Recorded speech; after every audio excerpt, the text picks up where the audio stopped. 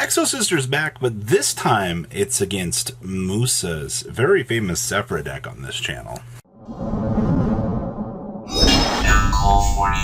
Like 30% of you guys have not smashed the living crap out of that subscribe button. Smash it, of course, so you can watch Musa try to beat Exosister here. This is going to be quite interesting. Game 1 is a little bit of a snooze fest, to be honest with you, because it teaches you the overall dynamics of what happens when you play too many answer cards and not enough starters.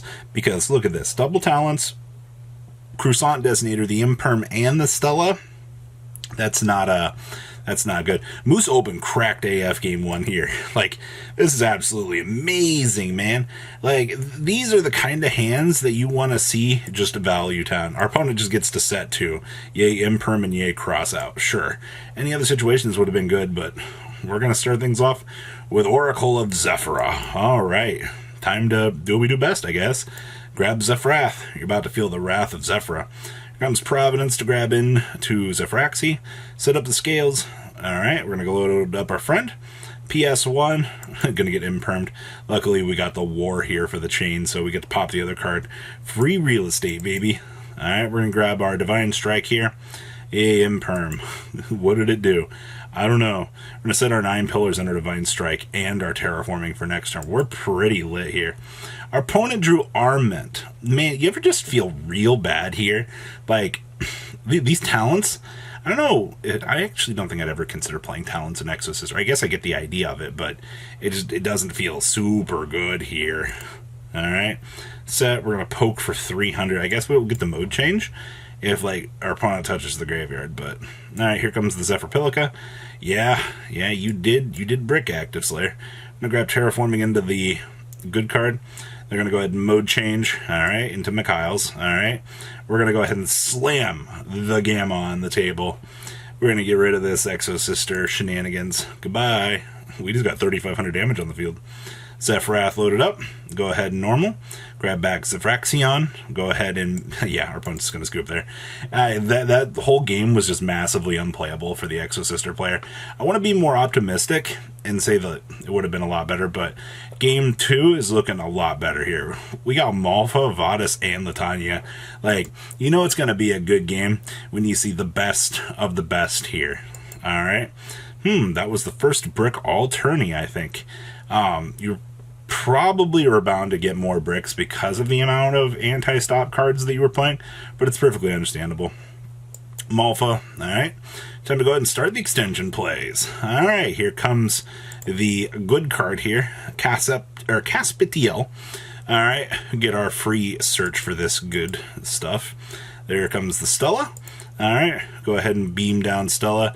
There's the Ellis. Alright. I'm going to go ahead and start gaining up the life. Alright, extend out our next friend. I'm going to go ahead and grab Mikhail. We're going to search for Pax. Alright, slam Pax on the table. Alright, here comes our next friend. Trigger our draw.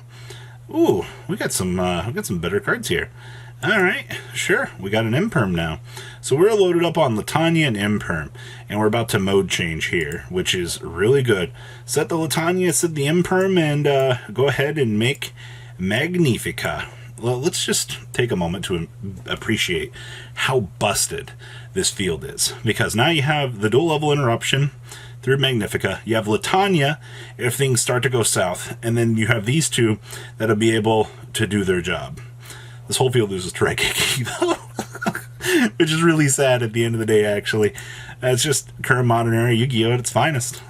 Alright, well, our opponent's going to go ahead and pass turn over to us. This Mystic Mine is about the only real thing that we're going to have going for us here. I tell you what. Alright, well, I guess we're going to go ahead and scale Zephyrnaga. Alright, thinking. Alright, you're going to take away our low scale? We cry if you do. Do it. That's fine. We'll go ahead and set up the Zephyraxion here. Hello, next big scale. Alright, here comes Magnifica. No, once per turn, detach 1, banish 1 card your opponent controls. Goodbye, high scale. I'll miss you too. Anything on resolution? Nope. Go ahead and scale up our high scale here. Alright, just so happens that you missed. We're going to go ahead and trigger Magnifica here. We're going to be able to go ahead and mode change back into Mikhail. Mikhail's going to go ahead and trigger. Bye, Zephranu. Alright, we can't have another high scale, can we? There's no way. We're just going to go ahead and slam the Mystic Mine on the table. Here comes the Latanya. Bye, Mystic Mine. Oh, man. Pay 100, target a card the opponent controls and banish it. Yep. That's what it's like to play Exosister, ladies and gentlemen. See, now that was a much better game for our dear friend, the Exosister player here, because you got to see a lot more of the overall value that this deck wants to do. Unlike game one, where I said a couple times in this video that if you play too many of those anti-cards, you're going to run into issues. And that's kind of like the big thing with Yu-Gi-Oh! Is if you overside in a lot of situations, you've heard a lot of pro players that'll talk about, you can end up with these dead draws. And that's a very good example of what you can see here. So it's going to come down to deck building and things like that to kind of round out some more of those option trees overall. But Yu-Gi-Oh! Is a very interesting game where, even though you can play all those bricky cards, you can find games where they'll all be useful at the end of the day. And, I guess Exosister here for Active Slayer definitely seems like a deck that he wanted to play more crossouts for, just to get hand-trapped a lot less. Alright, so we're going to push on in here to game 3. And when I watched his replay before doing commentary, I saw what happened here at the beginning of game 3, and I was like, what? Alright. There was a nasty storm at the time of them playing this, by the way, which is kind of interesting. This is going to be the card that's going to do a lot this game. Alright, we're going to go ahead, Oracle of Zephyra. We're going to go ahead and grab Zephyrath, my favorite card in this whole archetype. We're going to go ahead and Nightmare Corruptor Idli. Here comes the Almirage, and we're going to pass this Corruptor Idli over to our opponent. Now, you might not know this, but this means that the Exosister player can only link this thing out. This just turned off lightning storms and evenly matches across the table. That's something that, yeah, they can switch it into attack mode and try to battle, but 2 zeros can't crash. Alright, this Ibli cannot crash into this Almirage if he wants. So Musa just created an entire turn for himself here to kind of set up and do whatever might actually happen here. So I think that's like the most impressive thing about this game 3 is this Corruptor Ibli was just actually the nuts here. Alright, we're going to go ahead and scale the Zephyrath. Alright, Zephyrath, load up. Alright, go ahead and Pendulum summon out one. We're going to get Veilored, which is fine. Sure, man. We could quick play the War from the hand. Our opponent drew Evenly. Look at this. This Evenly and this Nightmare Corruptor Ibli are both turned off.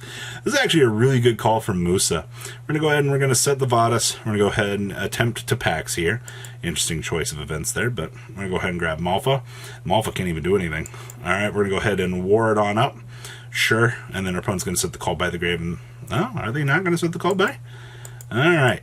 We're going to grab the Providence. Okay, yeah, we had to wait for the effect of that. Alright, so we have Providence now loaded up into our hand. I'm going to go ahead and set everything else. Field Spell Rotation on into the Zephyraxi. We're going to go ahead and Zephyrath it on up. This game's going to start spinning. Alright, here comes the full Pendulum Summon. Grab the Divine Strike. Go ahead and make the Krokazor here. And stack it on up with the Field Spell. Well, look, it's a Vanities. We get to draw it now. We're going to deploy the Vanities as grab the War. We are good to go. We have Divine Strike and Zephyr War for the rest of this game, and we now have the Vanities loaded up. Alright, so, yeah, so for the fun fact here, by the way, you don't have to go battle phase. You can just end main phase and go into end phase. You don't have to touch main phase, but in order to get to main phase 2, you do have to go into battle phase. So just fair little knowledge there. Alright, so we're going to go ahead. Our opponent's going to switch the Corruptor into attack mode. Oh no, it's finally coming. Poke. Oh no. Oh no, Called by the Grave. Alright, goodbye Corruptor. We didn't want that coming back. We're going to go ahead and war off the Evenly. Oof.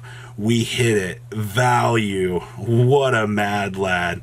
Actually did the 50-50. We had the strike anyway. Like, it didn't matter, but that's what I like to see.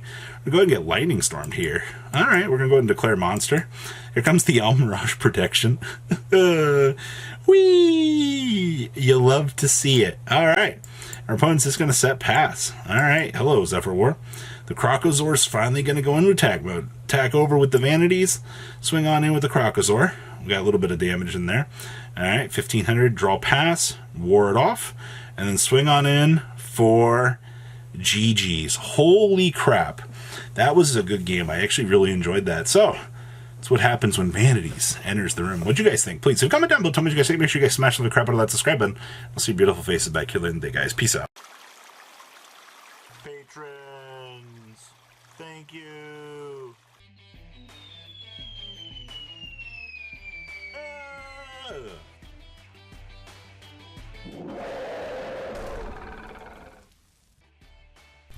Thank you so much for watching. Check out these other videos.